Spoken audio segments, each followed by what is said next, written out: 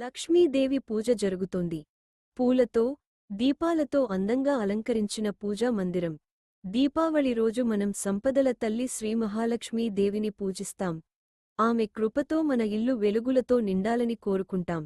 సాయంత్రం పిల్లలు బాంబులు కాలుస్తున్నారు. అందులో ఒక బాంబుపై లక్ష్మీదేవి చిత్రం ఉంది. కాని కొందరం అవగాహన లేకుండా దేవత చిత్రాలతో ఉన్న బాంబులు కాలుస్తాం. ఆ చిత్రాలే పవిత్రమైనవి, మన పూజకు ప్రాతినిధ్యం వహిస్తాయి. లక్ష్మీదేవి చిత్రం మంటల్లో కాలిపోతుంది. పూజించిన అదే దేవత రూపం మన చేతనే కాలిపోవడం ఎంత బాధాకరం. ఇది పూజ కాదు, అవమానం. అదే కుటుంబం మరుసటిసారి బాంబులు లేకుండా దీపాలతో, దీపమాలికలతో, పూలతో సంబరాలు జరుపుతుంది. దీపావళి అంటే వెలుగు, ప్రేమ, శుభం. దేవతలను గౌరవిస్తూ మన పండుగ జరుపుదాం. చెర్రీ పువ్వు, దేవతను పూజించు, కాని ఆమె రూపాన్ని కాల్చొద్దు. మెరిసే నక్షత్రం, సత్యమైన భక్తి గౌరవంలో ఉంటుంది. మెరిసే నక్షత్రం